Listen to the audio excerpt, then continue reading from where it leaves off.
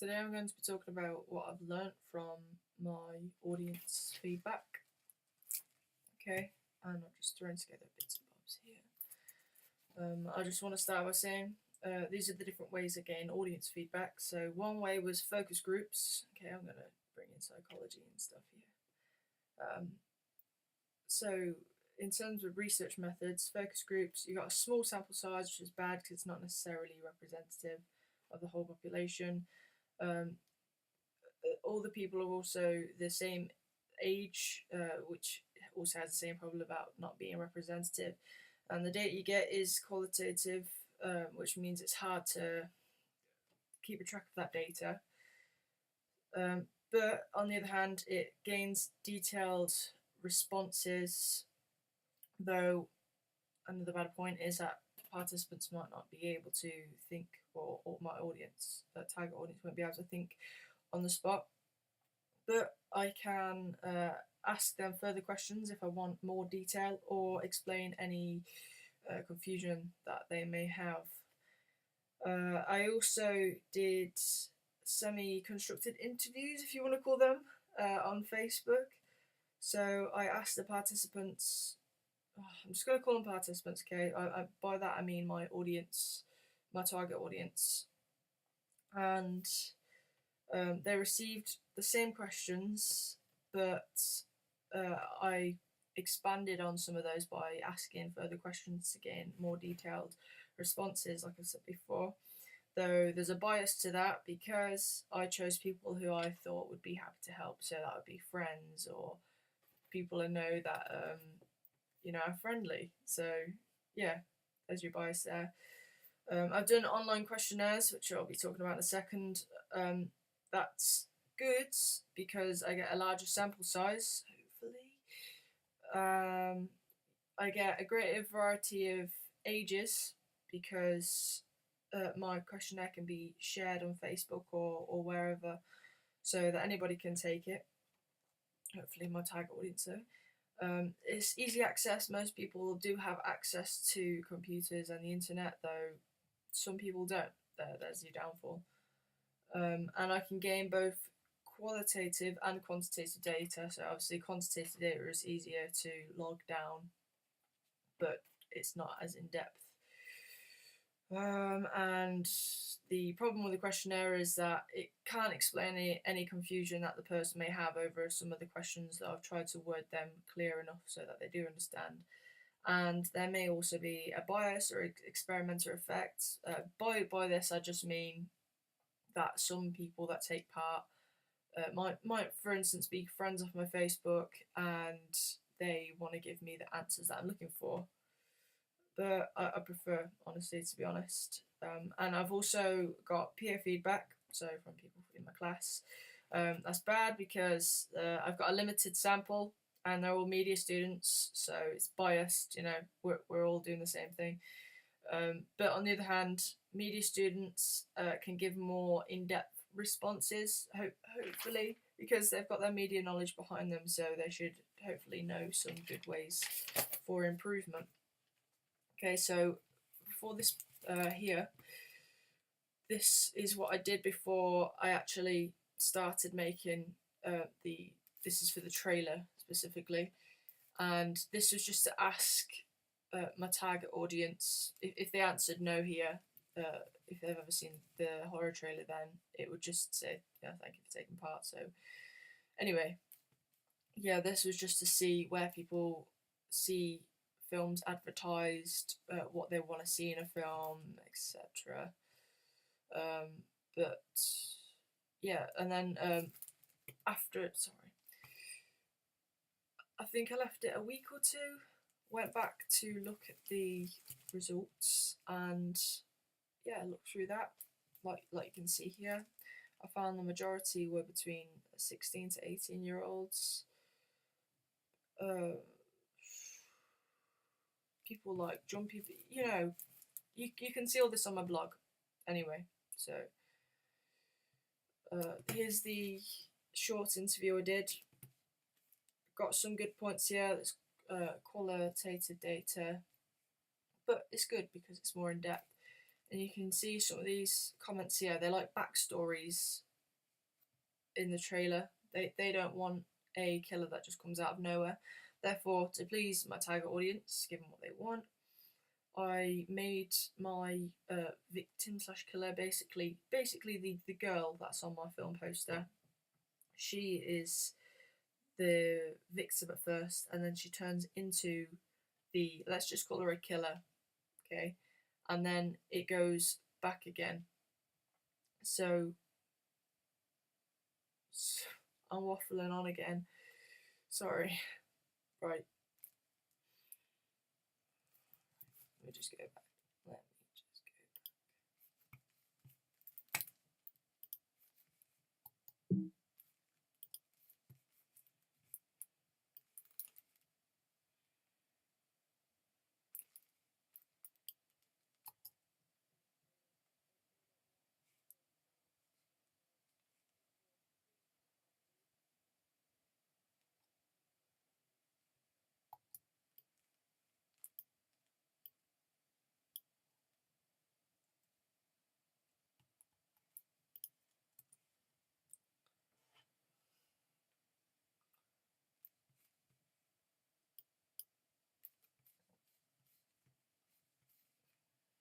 I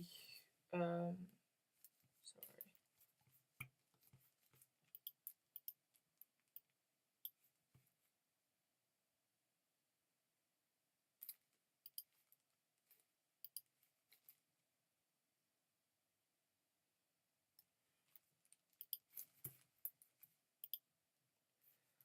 I gave my victim a backstory. So she got bullied at first. That's what made her kind of, she, somebody came to help her. She was vulnerable, and she listened to the person because she kind of finally thought that she could have things her way for once, you know, get back and show people how she feels, you know, give them a taste of her own medicine. So yeah, I give her a backstory. Her backstory is that she was bullied and she just wanted some control in her life. I tried with this to get a lot of, well, I showed a lot of the backstory to allow that to build up before showing the faster jump cuts and whatnot, you know, allow it to build up. So I wanted to show kind of quite a bit of, I don't know what you want to call it. I tried to show the story, but not give away too much. Like, I'm basically answering this point here. I didn't want to give away the entire story, but I wanted them to kind of understand a basic narrative so they weren't completely lost, like they are in some horror trailers, because that's what they wanted. Because they wanted, well, they wanted females for more psychological horrors, they said. So what I was going with in my trailer, I did stuff like the female, the victim, she's called Miriam, she cuts off another girl's hair and puts, oh, what was it? Supposedly acid on her face and all of this, different things like that. Or she burns people, and you know, she isn't necessarily violent. Like she doesn't batter them. Like there's not really gore to it. It's more psychological harm she's causing to them. She makes threats and whatnot, but doesn't actually, you know, kill people. So yeah, but then whereas the person that helps her, which is called the Unknown, um, he is physically violent. He is going to hurt her and possibly kill her. So yeah, so I'm just giving my target audience what they want, really.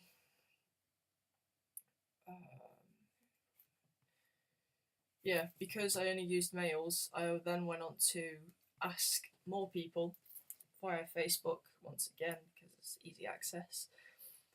Just ideas for the narrative because I didn't have an idea of what to do exactly because I just have so many ideas. I just get confused.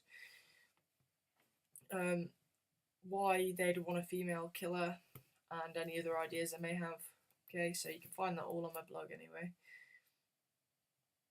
And yeah, so I was stuck for ideas on exactly the things that Miriam could do. So I once again asked my target audience what they think would be good, and the ones in green were the ones that I put together that are possible, whether that be you fake them or they're just available at the time. For instance, I knew of a scratch car at the time, so I was going to use that, but in the end I didn't. So yeah, anyway, that's on the blog. Here is my, just changing from the trailer to the film poster, here's my first draft. This was put together, but I wasn't sure how to do the strings at the time, so I just quickly put them in on, I think it was Microsoft Word, really basic, just to show my general idea. And this was the feedback I got from my peers, and I was really surprised actually that people thought it looked quite genuine, and they liked the images, they thought it fit the horror genre. Just, I was really surprised that they responded so well to it. I always doubt my work anyway, because I'm always looking to improve. But yeah, once I received that, it gave me that little boost of confidence, really. So that was nice. Then I went on to actually put some strings in, or try to. I knew it looked a bit dodgy anyway, but it's just my first attempt. Then I tried to make the strings a little bit more realistic by making them look like they're wrapping around the fingers. Obviously, you can still tell it's fake, but it's just a step forward. I haven't gained audience feedback here. This is just literally my editing process. I just like to edit them and see how I've progressed from one edit session to the next.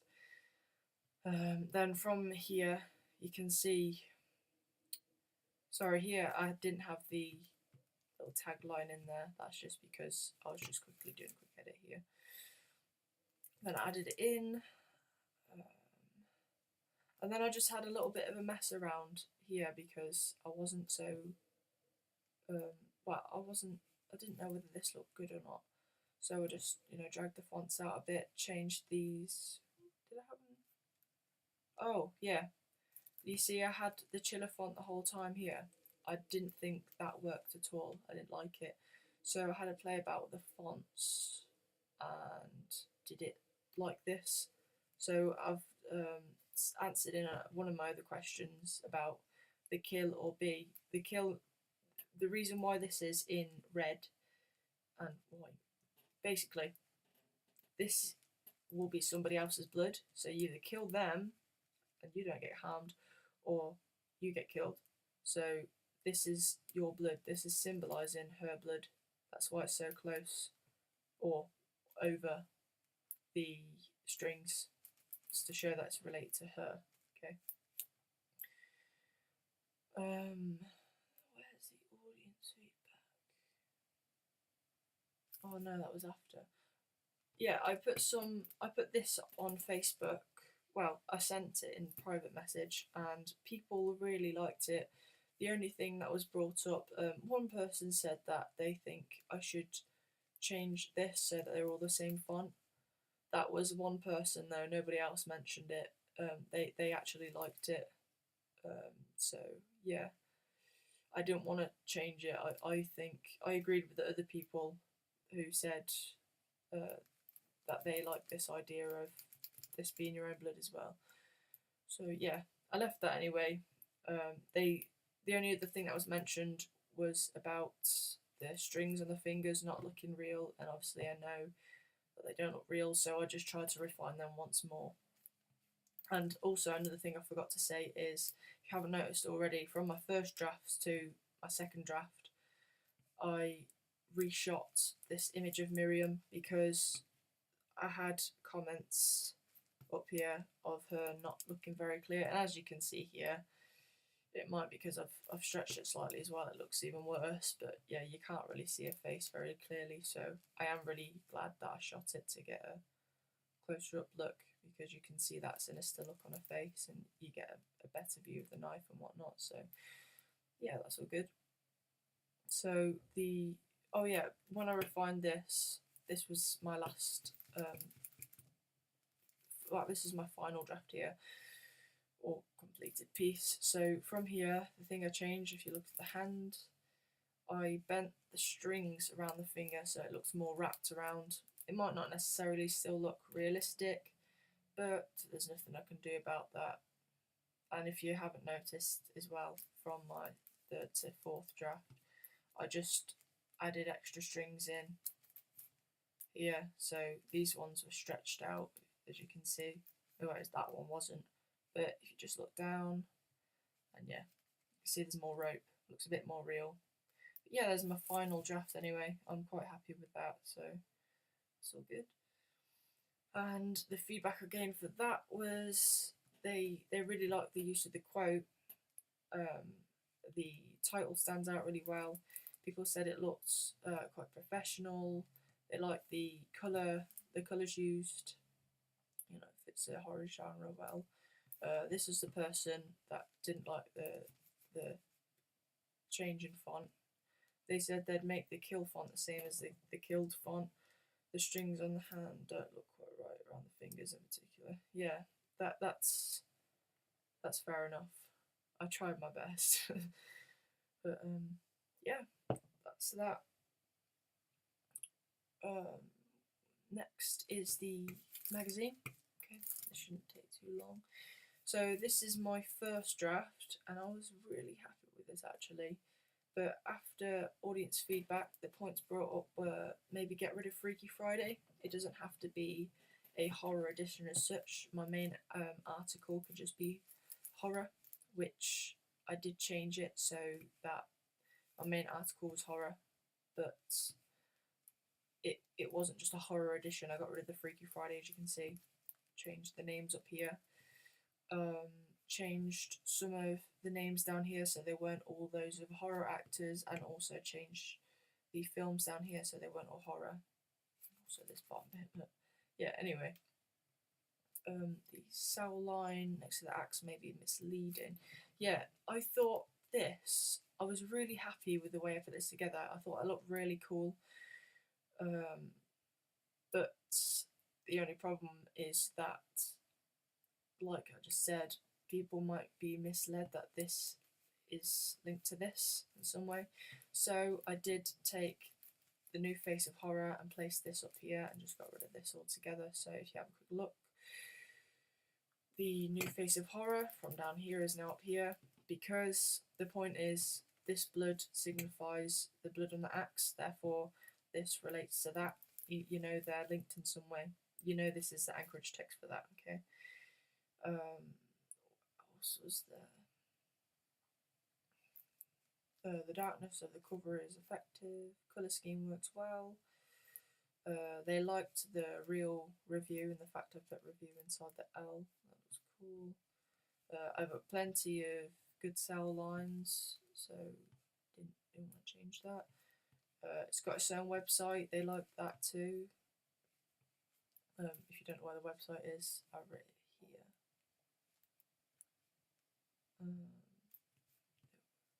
Quite professional looking. So yeah, that is that. I just changed it so that that was clear that it was linked to this, and changed the different things that are inside the article so that they weren't all horror based. And that's it, I think. If you have a look here, sometimes the words were getting a little bit lost in the background, so that's what I was worried about. But yeah, anyway, to fix that problem as well, I just put it with a black background. I just thought that looked pretty cool, you know, it's nice and clear now. The words aren't going to blend in with the background.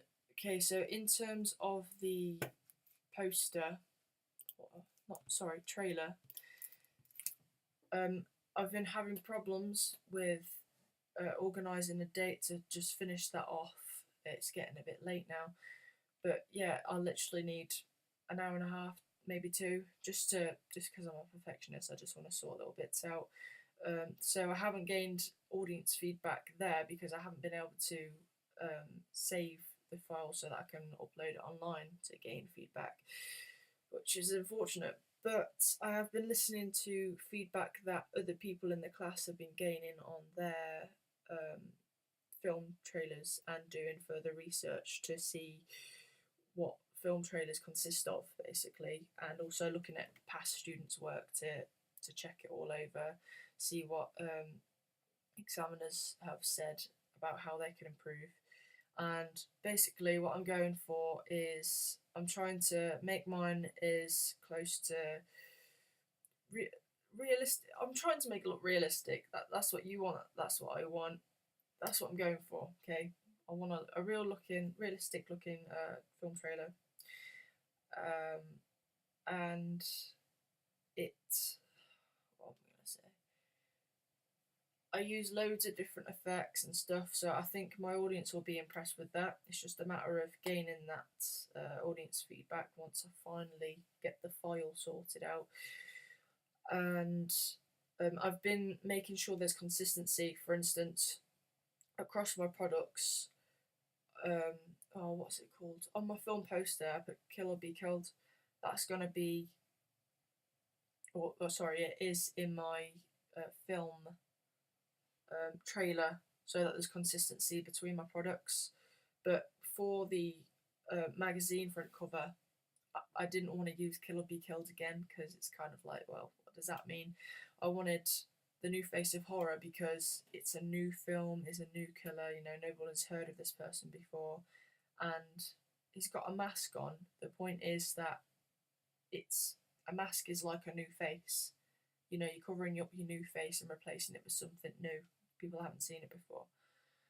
But yeah, that is my audience feedback, and hopefully I haven't waffled on too much. If I have, I'm sorry, but that is all from me.